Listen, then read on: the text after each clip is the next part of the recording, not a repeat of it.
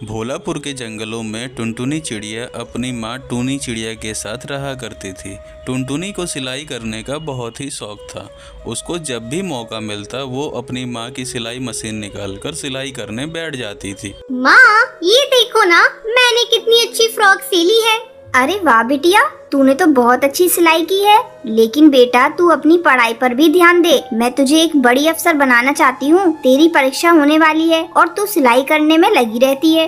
माँ, मुझे सिलाई करना अच्छा लगता है। मैं पढ़ाई के साथ साथ सिलाई करना भी सीखूंगी। मैं कुछ नहीं जानती। आप मेरा दाखिला किसी सिलाई सेंटर में करवा दो। ठीक है टुनटुनी, जब तेरा इतना ही मन है तो मैं तेरा दाखिला किसी सिलाई सेंटर में करा देती हूँ।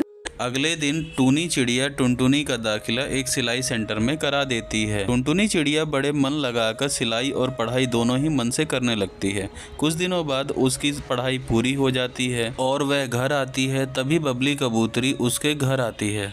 अरे टूनी, ओ टूनी, कहाँ है? जल्दी आ। तब टुनटुनी चिड़िया कहती है, आंटी, वो माँ घर पर नहीं है, पड़ोस में गई है। आप बैठिए, मैं उन्हें अभी बुला कर लाती हूँ। तुम टुनटुनी हो ना?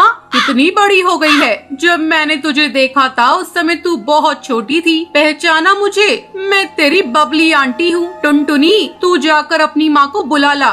टुनटुनी चिड़िया अपनी माँ को बुलाने के लिए पड़ोस में चली जाती है। थोड़ी देर बाद टूनी चिड़िया और टुनटुनी चिड़िया वापस आती हैं। अरे बबली कबूतरी, तू कब आई? टुनटुनी, तू जाकर चाय बना ला। फिर टूनी चिड़िया बबली कबूतरी से बातें करने लगती है। बबली कबूतरी टूनी से कहती है, टूनी, तेरी बेटी बहुत प्यारी है। मैं इसे अपने घर की बहू बनाना चाहती हूँ। मेरा बेटा बंटी एक वकील है और उसके लिए मुझे तेरी बेटी जैसी ही एक संस्कारी बहू चाहिए थी। तेरी बेटी मुझे बहुत पसंद है। तुझे इस रिश्ते से कोई एतराज तो नहीं है ना? नहीं नहीं बबली कबूतरी, ये तुम कैसी बातें कर रही हो? मुझे इस रिश्ते से कोई एतराज नहीं है। मैं लाख कोशिश करके भी इतना अच्छा रिश्ता ढूंढ नहीं पाती।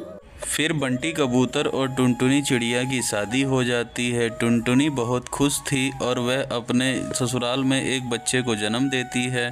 सब कुछ बहुत अच्छा चल रहा था। एक दिन बंटी कबूतर टुनटुनी से कहता है, टुनटुनी, आज ऑफिस में कुछ ज्यादा ही काम है। मैं रात को देर से घर लौटूंगा, तो मेरा इंतजार मत करना।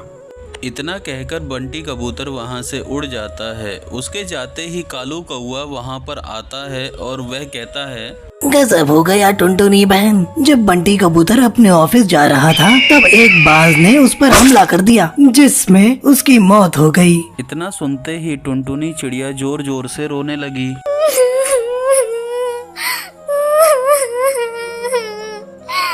माँ जी, ये सब क्या हो गया? माँ जी, बंटी कबूतर के बिना भी ये घर कैसे चलेगा? टुनटुनी, तू हिम्मत मत हार बेटा।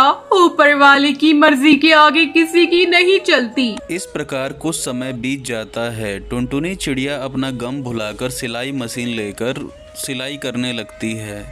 जंगल के सारे पक्षी उससे ही सिलाई करवाया करते थे।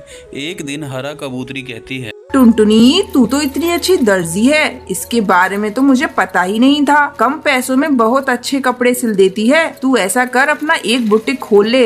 हाँ काकी, आपका सुझाव बहुत अच्छा है। मैं जल्दी ही अपना बुटीक खोलूंगी, लेकिन इसके लिए पहले मैं माँ जी से इजाजत लूंगी। हरी कबूतरी के जाने के बाद टुनटुनी अपनी सास से आज्ञा मांगती है बुटीक के लिए। माँ जी, क्यों ना मैं अपना एक बुटीक खोल लूं? इससे अच्छी कमाई हो जाएगी। ठीक है टुनटुनी, तुझे जो अच्छा लगे वो कर। तू अपने बुटीक का अच्छे से काम कर। मैं तेरे बच्चे को संभाल लूंगी। जल्द ही टुनटुनी चिड़िया अपना बुटीक खोल लेती है। अब उसकी कमाई दुगनी हो चुकी थी और टुनटुनी चिड़िया अपनी जिंदगी आराम से जीने लगती है। चैनल को कर दें सब्सक्राइब और कहानियों के लिए।